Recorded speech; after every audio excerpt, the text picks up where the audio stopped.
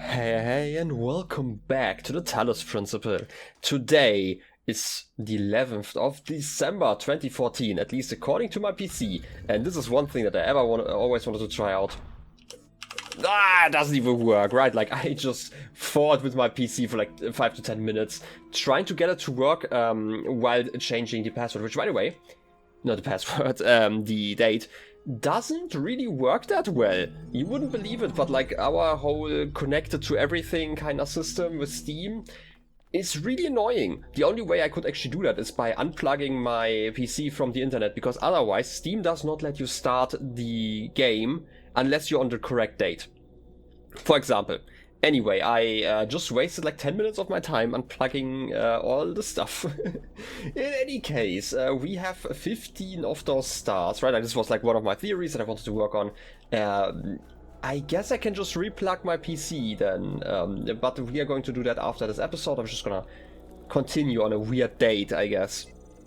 In any case, before I continue, I just wanted to mention, we do have those gates. We still have to open them. I can at least pay for one of them, and I'm gonna do that right now while I'm yapping about like other stuff.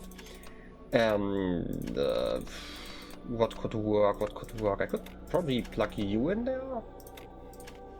I don't know, I'm just experimenting. I have some theories that this is not going to work, I can tell you that already.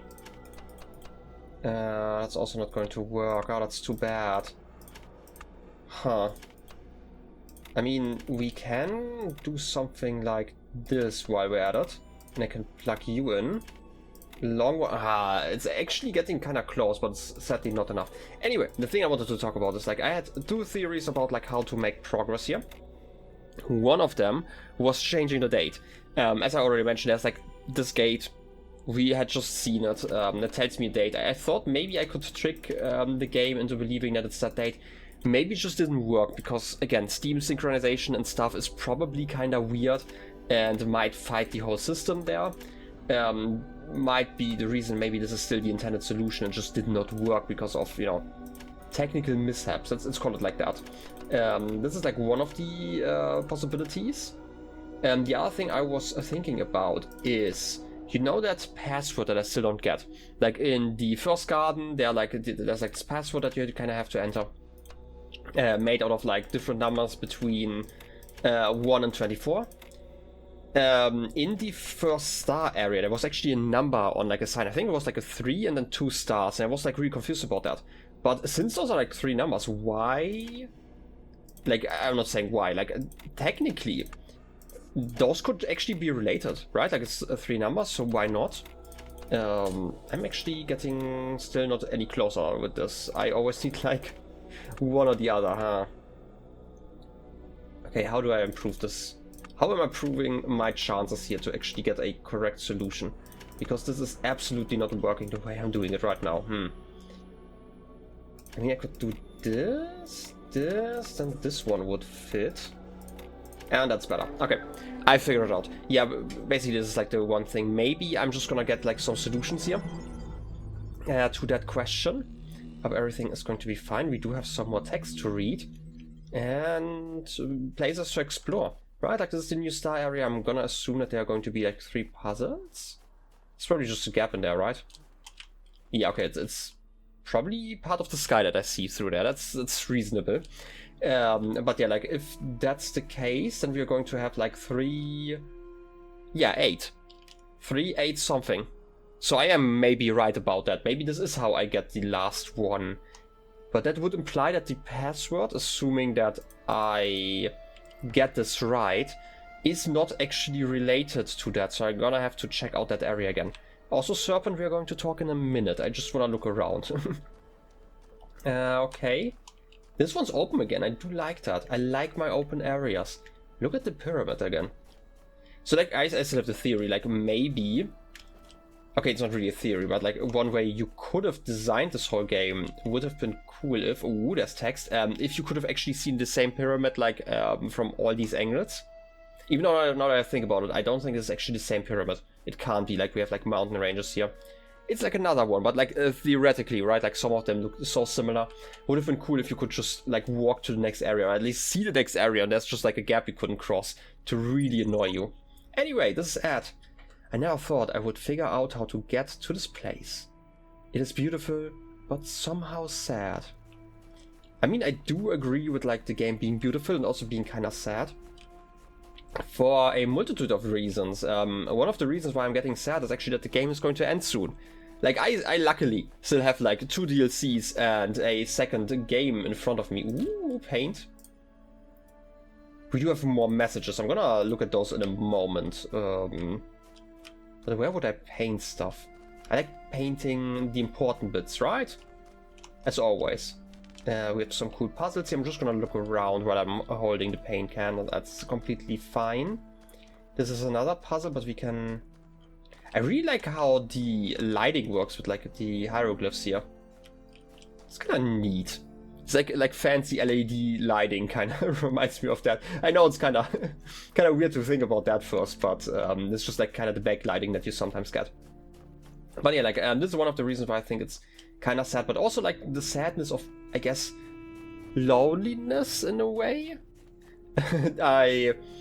I just had to think about like there was like a video years ago, like this is probably like a decade old. I don't think if anyone is going to remember that video, but there was like someone who was like basically alone at an airport. And it's like this weirdly liminal space then, right? Like I feel like liminal spaces we have not talked about yet on the series, but like if you've heard about them, right? There's also like these places that are normally filled with life and then you just see them completely empty, like especially like malls and stuff, right?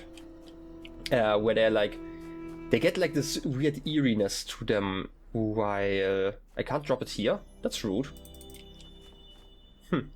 Anyway, they get like this weird eeriness to them, and that's kind of how I feel about certain areas here as well. Not quite, because I'm not really expecting people here, like especially with the ruins, right? Like the ruins tend to be empty anyway. But if you go like into more lived-in spaces and you would see them empty, they just feel off in a way. It's like, imagine like seeing an apartment complex. It's not quite the horror that you get with like, for example, an empty hospital. I feel like this is probably still slightly different, but it kind of goes the same direction. Right, like a hospital, I feel like it probably has like the strongest effect of that. But yeah, like malls especially, like if you ever have been in one in the middle of the night, then that's kind of the feeling. Anyway, that was like the video I was thinking about. There was like somebody alone at an airport and was just like playing a song. I don't actually know what the song is. It's probably called something like All By Myself or something like that, because that was like the important bit of that. And the guy was just like going along like these...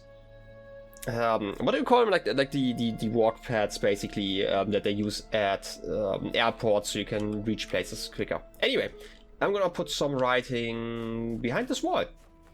Yeah, I'm gonna just store all my writing here in case I get like more buckets. Not like that, by the way. I wanted to, to store it in the form of text. Where do you think you're going? You don't want to go down there. Trust me. Ooh, that's cool. I'm gonna put that one in somewhere. Every force in this world is some extreme or another. The trick is to carve out a path between them. You know, I do hate that kind of attitude.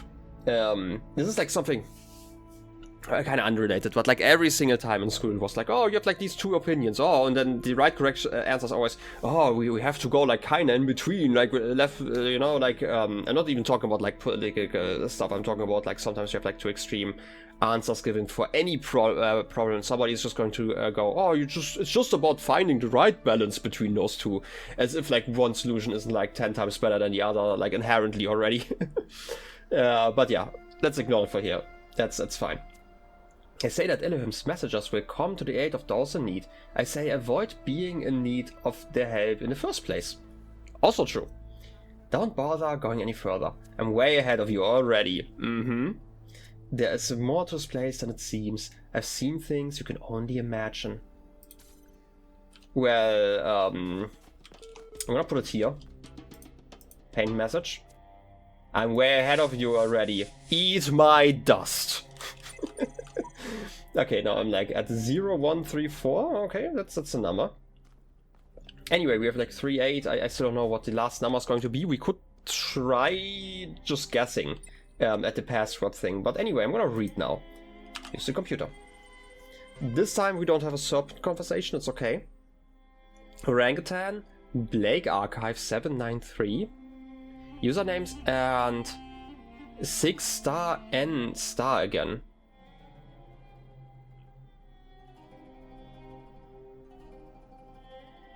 Why? Like the first one was like last time we had like 6N as well, right? So like now we have like 2 N's? That's weird. And this is an image down, and we are going to look at that at the end, obviously. Orangutan.html. A medical journal has published a startling new theory about last year's sudden, shocking extinction of the orangutan. See our award-winning video of the last orangutan at this link. Which year is that? Okay, this is again like some time where we don't actually have a year because like 9999. On Christmas, or like Christmas Eve, that's okay.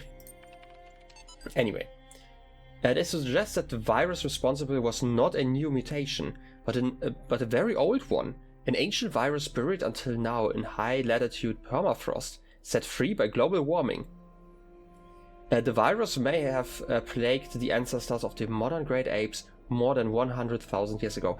Okay, I guess we are finally getting an answer what exactly killed the humans. Because I'm guessing that there's going to be a connection to that. You know, just theorizing. But it is kind of fascinating to think about that there are such like viruses kind of hidden in the permafrost. There's actually something else that I just thought about. Because there's like oftentimes you see like people make video about like this crystal clear water basically in glaciers and stuff. And especially like around like the polar caps. Like the closer you get, you will sometimes find like these really pristine looking, I guess, pools of water. And then there's like the theory that you should drink that, and like everyone's like, oh yeah, like in the comment section, hey, we should drink that, it looks so clear and stuff. But like if you really think about it, the stuff in there is probably going to kill you. Let's be honest, the stuff in there came from like ice and whatever lives in there. Like if something survived in there, it's probably something that your body cannot deal with. Like a virus, like some sort of bacteria that can survive like sub-zero temperatures. Stuff like that. Not going to be great for you. Anyway, several important questions remain unanswered, including something error, or more importantly, the study suggests that, based on samples taken from locations around the globe, the something incubation period may... Oh, okay, they don't really want to give us anything. But yeah, like, there's also, I kind of skipped over that. You know, global warming, it's not going to be getting any better if we just like, you know, get like all of these glaciers or like, I guess, icebergs into our areas, because, you know, the more, like, let's put it this way, like all the ice that we have like on the polar caps obviously are kind of a heat sink in a way. And it's going to be like really noticeable the more of them, I guess, melt, right? A big part of that is just because, you know, once they start melting, like all of the ice is going to be in danger of starting to melt. Basically, that's the first thing. More and more, like I say, like starting to melt. They've already started melting like long ago, right? Like I don't actually have to hopefully like talk about like the dangers of global warming. I hope everyone watching here is aware that global warming is an issue. Or global, or climate change is probably a better way to describe it, because obviously it doesn't just warm everything, right? Like because the icebergs, they're like melting and they're also cooling down different currents, which leads to like other weather phenomena, stuff like that, right? Like just calling it warming is not necessarily, or like it's kind of simplifying it too much. That's probably a way to put it, because of like all the other effects. But technically, the warming is actually the effect that then leads to like all of the other climate change things. And the warming comes like, again, you know, we have greenhouse gases and stuff. They are definitely part of that. And then you also have like the issue that we have like then more water vapor in the air because it's getting warmer already, and like the water vapors are actually even worse to my understanding. I might be wrong about that, but they're even worse, and it's like they are not coming from anywhere. They're coming because, you know, we've first pumped the atmosphere full with like carbon dioxide, which is then, you know, trapping in the heat, basically, very loosely described. And then, you know, you have like this runaway effect where it's getting worse and worse. And again, like as I mentioned, the heat sinks that are the polar caps in a way, and like all the water, like that's going to warm up, and it's like going to be even worse, right? It's going to accelerate the effects more and more. And yeah, it would probably be quite likely that we would get certain viruses that were frozen in the permafrost before and now be free again, basically. But yeah. If you like this article, you may also like how to really avoid heart attacks. I feel like the people who talk about that, especially like the people who are like really old, they just think of like any funny remedies and tell other people that they should absolutely try that, right? Like I remember like people talking about that, like that they try to survive as long as they can, and say something like, "Oh, I don't know, I ate pine cones in my youth" or something like that, and people would try that because you would have like so little evidence against that if there's only like a handful of people who ever get to that age. Anyway, also like the whole thing about like, because I was thinking about like heart attacks and like living longer. Drinking wine, you know, which is apparently good for your health, which obviously is like one of those cases where like statistics are getting read in the wrong way, because that's like a classic example of people who are wealthy enough to drink wine a day, or like a cup of wine a day, or like regularly at least. They probably are healthy enough to get like healthcare and stuff, right? So they just live longer. So yeah, like I feel like I don't know. I don't actually know what kind of page we are on.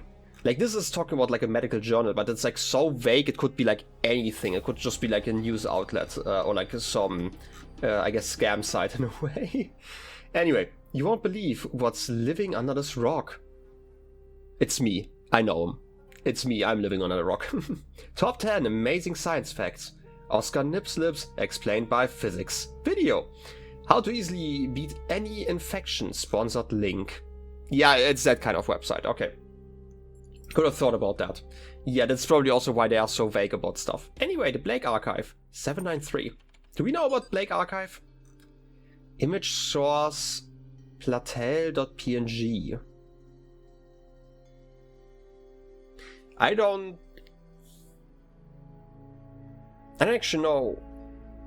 Is that referencing something that I should be knowing at this point? I don't actually know. We're going to figure it out like in the text probably. Anyway, the ancient poets animated all sensible objects with gods or geniuses, calling them by the names and adorning them with the properties of woods, rivers, mountains, lakes, cities, nations, and whatever their enlarged and numerous senses could perceive.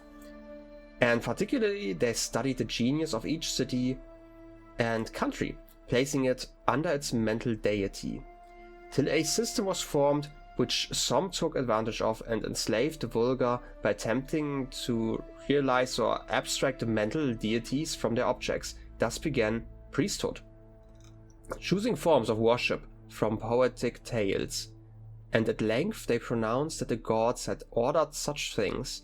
Thus men forgot that all deities reside in the human breast. Okay. Interesting. I hope I'm understanding this right here. I'm gonna reread this like briefly. What was the text called again? Blake Archive. Okay, that still doesn't tell me anything.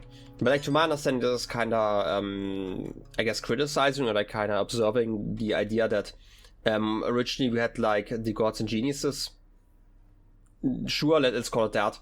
That like everything, we kind of talked about it, right? Like where like the origin of certain ideas, or like let me rephrase that. So whenever something happened, right, like as a proto-science religion, as like some sort of proto-science, right?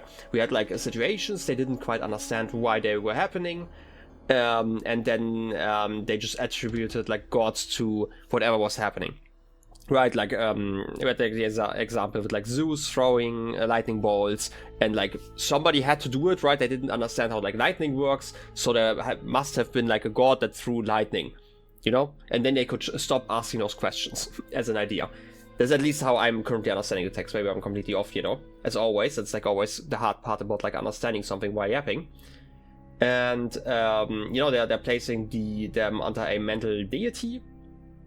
Okay, and then there was like a system formed, like an organized religion, I'm assuming that they're talking about, like more organized than what they had before, who took advantage and enslaved the vulgar, so like the people who are not educated enough, to by attempting to or abstract the mental deities from their objects. Thus began priesthood. So they are like people who are like in the know in a way, who kind of abuse like that fact that they have like more education, and they try to, by probably fear mongering or something like that, to get like control. choosing forms of worship from poetic tales, and at length they pronounced that the gods had ordered such things. And that's basically it, right? They use that idea that they have like a higher standing, that they understand the gods, to basically impose their own will onto the people. Thus men forgot that all deities reside in the human breast, so more like in the human heart, I'm guessing, metaphorically speaking, that the deities all came from the mind of man. Sure. If I understood this right, I'm somewhat agreeing with that, yeah, sure.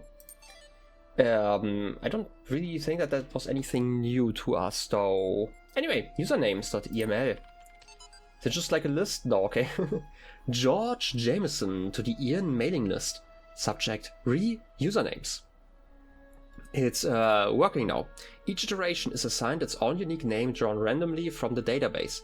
At the moment, that's a database of online gaming handles. That explains so much, which does sound a bit odd. But I honestly don't think we should spend more time on this. We have unique identifiers, so we're fine. More than that is a luxury we can't afford. If we should happen to have everything else finished on time, I'll go back and generate a new database with more appropriate names. Right now, it just can't be a priority. Each iteration is assigned its unique name, which kind of goes back to like a very early idea I think I had, where the question is, like, we are currently playing a character here, right? But are we playing ourselves? Are we playing an AI? Does it matter? Is like the next question, but I'm just gonna say that this is kind of a distinction, because like this AI at least, right? Like we let's assume that this is an AI we are playing. That this AI suddenly knows everything that we know, and we can also react to like our knowledge, which is interesting, right? We could also alternatively say, hey, this is actually our mind uploaded and we are playing ourselves. This would kind of imply that their life extension program definitely worked a lot better than originally planned, even though I don't actually remember if we ever had like a text that's basically explicitly talked about like uploading your consciousness. I mean, we've definitely talked about, getting like the non-biological aspects of humans into like the computer, they named it. Basically at some point, where it was about like all the knowledge that it has to be saved in like the archives, when they were like proposing making the archives. Stuff like that, yeah, we have that. But I don't think that there was something explicitly telling us, hey, we're trying to upload humans here. The other idea was just that they are kind of working on like an iterated AI that is at some point going to be human. Or like human-like. I always use like human here, which technically is incorrect because we're like machines here. Whether we are an AI inside of a machine or if we are like an actual robot, we would never really be, like, biologically speaking, a human, right? I just kind of equate that with, like, personhood and, like, I guess sapience in a way? Sapience is the right word, right? Like, we have, like, sentience in general, just knowing, and then sapience is, like, the... Wait, did the sapience part come from, like, the intellect, or did it come from, like, the... I'm gonna call it, like, the ape origin? I think it's sapience is like explicitly about like, you know, I'm just gonna check that. There's going to be a note, as always. I like putting up notes. Notes are fun. Anyway, second image. We have an elevator. This one actually has like multiple levels. We've not really looked a lot into the tower, but I would assume that we probably have like multiple levels in there, right? I don't know what you're trying to tell me though. I feel like those images are going to be important for something at one point, right? Well, in any case, I'm going to terminate the session. I am really curious about that, but for now, I just kind of want to do those puzzles. But before I do that, I'm going to fix my PC, because I'm always worried if I like unplug stuff that something's going to break at some point. Like, OBS is going to complain about like the date that I'm recording this already, or at least save like a wrong date, because obviously OBS is now like, you know, working with like the new proposed date of the 1st of this, not the 1st, so the 11th of December in 2014. I can't imagine this working out that well. So anyway, I'm gonna end it here. Next time we're going to do those puzzles, and maybe go back to the other area, because I'm like now, because we have like, this is what I'm gonna call like a password. Unless you're telling me about something completely different. Depending on like the last number, we are going to definitely go get like a solution here. And I'm very curious about that, but for that I would need all of the stars, because I don't want to guess. Like, I hate guessing. I sometimes guess in puzzle games at a certain point, but especially like this one, for example. Let's assume that this is like a guessing game at the end. I would still have to check like 22 numbers. And in my opinion, that's too much. Like, I don't mind checking like 4 or 5 different combinations. That's fine. But if it's like more than 10, I'm just gonna say, you know what, I would prefer to learn about the solution from the game. Well, in any case, I hope you enjoyed the episode, and I wish you a wonderful rest of your day. I'll be seeing you next time. Till then, have a good one, and bye-bye.